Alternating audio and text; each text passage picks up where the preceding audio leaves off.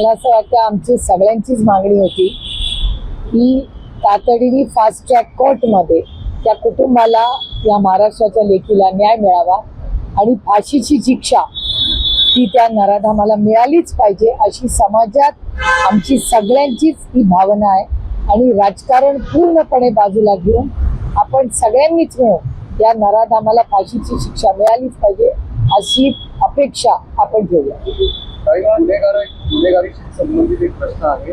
पुण्यातली अगरवाल कुटुंबियाची केस तुम्ही जर बघितली असेल ती दुर्दैवी आहे. काल मुंबईत सुद्धा भर धावत्या ट्रेनमध्ये एक मर्डरची घटना घडली आहे. या दोन्ही घटनांकडे तुम्ही कसं बघता? आणखीन एक घटना झाली की हवेली तालुक्यामध्ये मंथरवाडीला शूटिंग झालं 2 दिवसापूर्वी. म्हणजे आता कुठली गँग वगैरे असं तुमच्याच चॅनलवर आणि वर्तमानपत्रात मी वाचलं, पण मंथरवाडी ही बारामती लोकसभा मतदारसंघाचा भाग आहे. आम्ही सगळे तिथे नेहमी जात येत असतो आणि मंथरवाडीमध्ये जर गोळीबार होत असेल तर काय करावं, म्हणजे क्राईम कमी होत आहे जेव्हा आम्हाला एवढी 9 पाणी पत्र येतात, पण खरंच पुण्यात क्राईम कमी झालाय का होतोय का? हे दुर्दैव आहे की ह्या राज्यामध्ये वर्दी, ज्या पोलिसांचा सार्थ अभिमान आपल्याला आहे सगळ्यांना, त्या पोलिसांना त्या वर्दीची भीती कोणाला राहिलेली नाही. ते वारंवार रोज चॅनल आणि वर्तमानपत्रात ज्या घटना येतात त्याच्यातून दिसते. काही काल मुंबईत पाऊस झाला आणि पुण्यात सुद्धा परवा पाऊस झाला.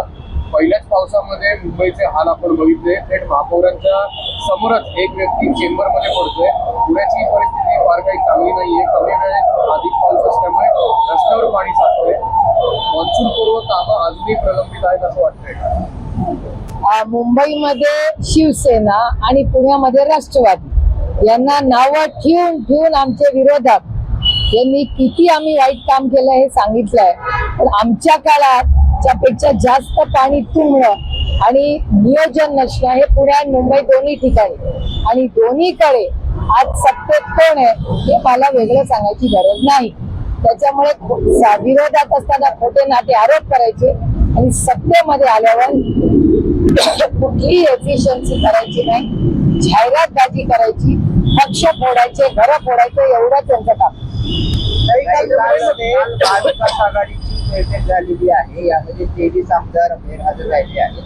उद्धव ठाकरे यांनी सुद्धा याबद्दल नाराजी व्यक्त केलेली आहे. खरंच महाविकास आघाडी आता, कारण 6 खासदार फुटल्यानंतर चिंता व्यक्त केली आहे. नाही, साहजिक आहे, काळजी वाटणं साहजिकच आहे. आणि असेंब्लीमध्ये मी देवेंद्रजींचंही भाषण तुमच्याच चॅनलवर ऐकलं आणि आमच्याही कडून आमदारांच्या बाबतीत दोन्ही बाजूनी असं वाटतंय की फार लोक तिथे संसदेत असेंब्लीमध्ये नसतात, विधान भवन मध्ये नसतात, असं भारतीय जनता पक्ष म्हणजे सत्ताधारी पण आणि विरोधात असंच सगळीकडे चित्र दिसतंय.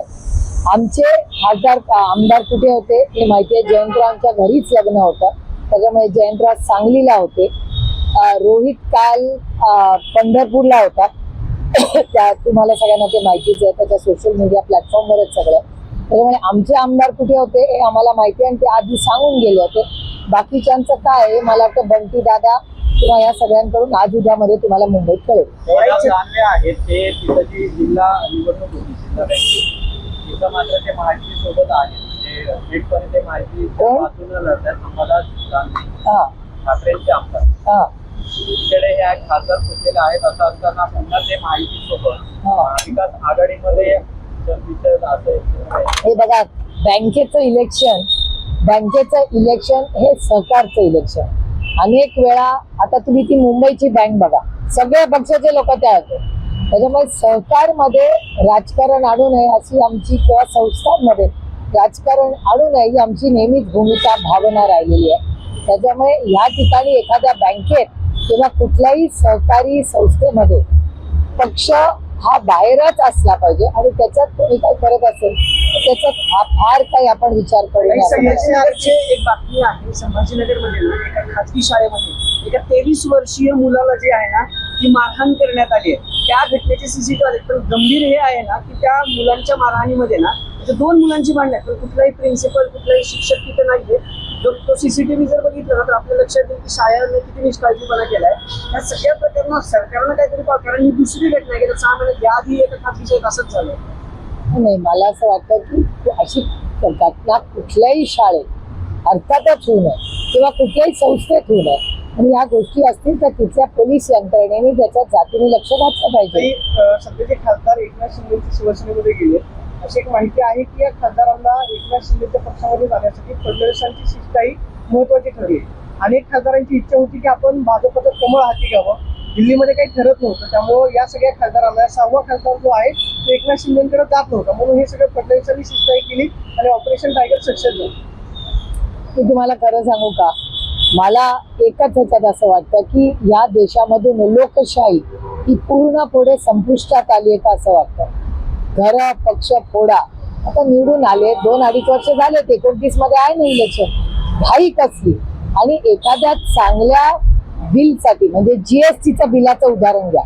जीएसटीचं बिल जेव्हा आलं तेव्हा एक मताने काँग्रेस पक्षानेही मदत केली आणि भारतीय जनता पक्षाला, आणि एक मताने आम्ही ते बिल पास केलं. एखादं बिल पास करण्यासाठी थोडं जोडो हे करण्याची गरज आहे का? मग लोकशाही राहिली नाहीये का या देशात? मग विरोधी पक्ष राहणारच नाही ना, सगळेच सत्तेमध्ये. मग लोकांसाठी, सर्वसामान्य मायबाप जनतेसाठी बोलणार कोण? अशी परिस्थिती झालेली आहे देशात. महाविकास आघाडीचे 13 आमदार काल खरंच बैठकीला नव्हते का? त्यांची यादी समोर आल्या, तुम्ही काही फॉलो घेतली? नाही, आमचे राष्ट्रवादी काँग्रेस पक्ष याचे आमदारांचं शशिकांत शिंदेजींना कालच सगळं इन ॲडव्हान्सच माहिती होतं. बाकीच्या पक्षांची माहिती बंटी दादा शिंदे साहेब आज मुंबईत तुम्हाला सगळ्यांना देतील. तुमचे असतील ना टीम प्लेयर. आता काय म्हणजे की या सगळ्या पाठ्यपुस्तकांमध्ये अशा पद्धतीचा अभ्यासक्रम येतो, वाटतं का किंवा काही वेगळा प्रचार प्रसार जो आहे तो या शिक्षण माध्यमातून करण्यात येतो आहे असं तुम्हाला वाटतं? अर्थातच NCERTचा सातत्याने गैरवापर हा सरकार करतंय अशी भावना शिक्षण तज्ज्ञ मानतात. मी काही शिक्षण तज्ज्ञ नाही, पण शिक्षण तज्ज्ञांचे तुम्ही आर्टिकल्स वाचले, तुमचे लेख वाचले, तुम्ही त्यांची भाषणं ऐकली, तर हे काय पहिली गोष्ट नाही. अशा अनेक गोष्टी झालेल्या आहेत ज्याच्यामध्ये आपली एक विचारधारा ही लादली जाते पुढच्या पिढीला. आणि दुर्दैव आहे की आजचे सत्ताधारी हे शिक्षण पुढे करून हे जे नवीन गणित बांधण्याचा प्रयत्न करतायत हे देशाच्या ऐक्यासाठी आणि नवीन पिढीच्या विचारधारेसाठी हे घातक पुढे ठरू शकतं, अशी शक्यता नाकारता येत नाही. बैठकीमध्ये बोलताना असं म्हणाले की आपण आतापर्यंत महाविकास आघाडी म्हणून एकत्र होतो, मात्र आता आपण खरंच महाविकास आघाडी म्हणून एकत्र आहोत का याची विचार करण्याची गरज आहे.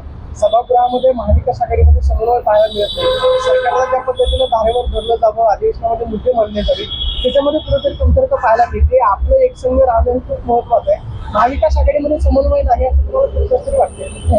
आम्ही जेव्हा भेटतो ते वाचतो. आणि तुम्हाला खरं सांगू, मी दिल्लीमधलं जास्त पाहते आणि दिल्लीमध्ये इंडिया अलायन्स आणि महाविकास आघाडी आम्ही अतिशय एकत्रपणे दिल्लीच्या पार्लमेंटमध्ये तुम्ही कोणालाही विचारू शकता. आम्ही अतिशय रोज सकाळी भेटतो 10 वाजता खडगेजींच्या ऑफिसमध्ये. तिकडून आमची सगळे दिवसभर कोण भाषण करणार, काय आम्ही स्टँड घेणार, कुठल्या बिलावर काय आमची मतं आहेत, हे पूर्णपणे आमची स्ट्रॅटेजी रोज सकाळी 10 वाजता ठरते दिल्लीमध्ये पार्लमेंटच्या मध्ये. त्यामुळे इथेही तशी काही यंत्रणा जर असेल, आहे का नाहीये मला माहिती नाही, पण माझा विश्वास आहे की काल उद्धवजींनी ज्या सूचना केल्यात त्या पूर्णपणे हे सगळे एकमताने करतील. ताई, तुम्ही या जे खासदार आता एकनाथ शिंदेच्या शिवसेनेत गेले त्यांना जवळून दिल्लीमध्ये बघितलं असेल, MP लॅड्स जो डॅशबोर्ड आहे त्याच्यात अक्षरशः सगळे स्टॅटिस्टिक्स समोर आले. 50% सुद्धा या खासदारांनी निधी जो आहे त्याचा उपयोग केला नाहीये. आणि दुसऱ्या बाजूला आम्हाला निधी मिळत नाही म्हणून आम्ही एकनाथ शिंदेच्या सरकारमध्ये पक्षात चाललोय अशी भूमिका त्यांनी जाहीर केली. कसं बघता या? नाही, मी स्वतःपासून सुरू करते. मी आता पुण्याच्या कलेक्टरांना 2 गोष्टींसाठी भेटायला चालले. एक की MP लॅड्स आणि दुसरं माझ्या लोकसभा मतदारसंघातली, इथे मी लोकप्रतिनिधी म्हणून काम करते, तिथे पाण्याची परिस्थितीसाठी मी कलेक्टरांना भेटायला चालले. काय होतंय, तो डॅशबोर्ड आता माझ्याबद्दलही चुकीची माहिती आहे.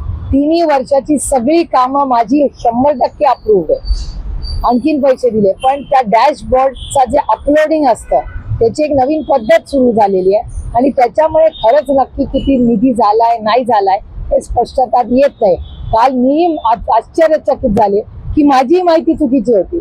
मग म्हणून मी कलेक्टरांना भेटायला चालले की कशाला आमची बदनामी करताय. अपडेट केलं नाही, त्यांनी काहीच अपडेट केलं नाही आणि त्यांनी एक नवीन पद्धत, काहीतरी कागदपत्र पूर्ण झाल्याशिवाय ते अपलोड होत नाही. आता खासदाराचा काय संबंध, आम्ही प्रशासन नाही ना, प्रशासनाचं ते काम आहे. आम्ही निधी वाटप झाल्यानंतर रस्ता काय खासदार बनवत नाही, रस्ता सरकार बनवतं, PWD बनवतं. त्याच्यामुळे PWD ला तुम्ही विचारले पाहिजे. आणि ह्या 5-6 खासदारांचे माझे अतिशय कौटुंबिक संबंध आहेत.